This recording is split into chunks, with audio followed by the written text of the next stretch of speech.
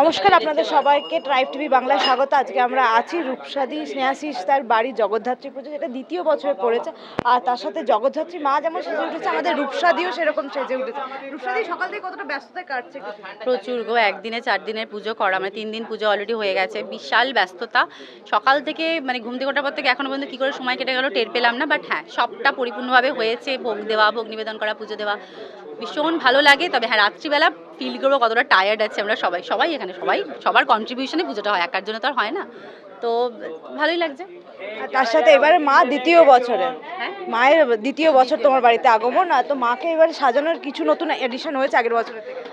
আগের বছর নথ দিয়েছিলাম একটা, আর একটা টিপ পরিয়েছিলাম। এবছর একটা টিকলি পরিয়েছি, আর মুকুটটা পরিয়েছে একজন, দিয়েছে মুকুটটা, সেই মুকুটটা এসে দিল। তো সব মিলিয়ে মাকে বেশ ভালো লাগছে না দেখতে? গয়নাগাটি বলে তো ভালোই লাগে দেখতে। আর তুমিও যেমন সাজতে ভালোবাসো, মাকে ধরে গুছিয়ে সাজানোটাও তো আমার না কি মনে হয়, এখানে আমার মায়ের থেকে যেটা বেশি ফিল হয়, যে আমার ছোট মেয়ে এলো একদিন বাড়িতে, তাকে সাজুগুজু করালাম, পুজো করালাম, আবার কালকে মেয়েকে বিদায় দেবো, একদম মেয়ে ফিল হয়। মানে লাস্টে যখন কালকে মা বিদায় নেবে, তখন তো কনকাঞ্জলি হয়, মেয়েকে যেভাবে কনকাঞ্জলিতে বিদায় দেয়, তো এই ফিলিংসটা না সত্যি তখন, মানে আজ অবধি তো কখনো কাউকে বিদায় দিইনি, ছেলে আছে, ছেলেকে বিদায় দিতে হবেও না, তো ওই ফিলটা না করা যায় যখন তুমি কনকাঞ্জলি দেবে, মানে ওইটা তখন ফিল করা যায়। খুব কষ্ট লাগে তখন।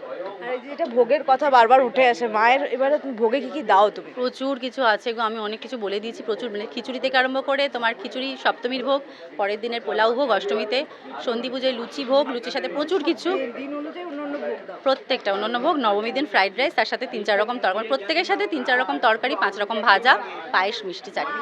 মায়ের আগমন তো তোমার বাড়িতে নিজের ইচ্ছেতে, তোমার আর স্নেহাশিসদাকে ইচ্ছে করেছিল বলেই মায়ের আগমন, এরকম কিছু? অনেক দিন থেকে প্ল্যান ছিল আমাদের দুর্গা পুজো করার, তো সেটা হয়নি আলটিমেটলি। তখন মনে হলো একদিনে জগদ্ধাত্রী পুজো করা যায়, আলটিমেটলি মা দুর্গা জগদ্ধাত্রী একই রূপ, তো চলো জগদ্ধাত্রী করি। প্লাস এটা একটা স্নেহাশিস একটা চ্যালেঞ্জ নিয়েছিল যে জগদ্ধাত্রী সিরিয়াল যেটা করি আমরা, যদি কখনো বেঙ্গল টপার হয় তাহলে করবো জগদ্ধাত্রী পুজো। তো আমরা 37 বার বেঙ্গল টপার হয়েছি, তখন বললাম এবার তো করতে হবে, কিছু অপশন নেই। আর একবার যখন মা এসেছে সারা জীবন থাকবে, যতদিন পারবো, শরীর যতদিন দেবে, অবশ্যই মাকে সেবা করবো। শেষে একদম শেষ করবো, মায়ের কাছ থেকে এবার সবার জন্য কি চাওয়া রূপসাদি? সবাই ভালো থাকুক, সুস্থ থাকুক, পৃথিবী শান্ত হোক। পৃথিবী এখন মারাত্মক অবস্থা, চারিদিকে বন্যা, চারিদিকে দুর্যোগ।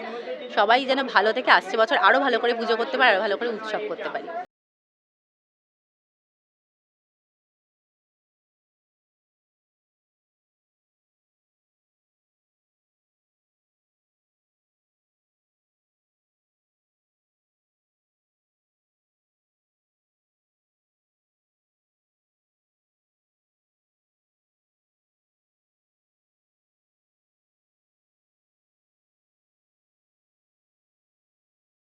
জগদ্ধাত্রী পুজো এইভাবেই চলতে থাকুক, বাকি সময় যেটুকু আছে সেটুকু আপনাদেরও ভালো কাটুক, সবার ভালো কাটুক। আর আপনাদের বিনোদনের সমস্ত আপডেটের জন্য চোখ রাখতে হবে অবশ্যই ট্রাইব টিভি বাংলার পর্দায়।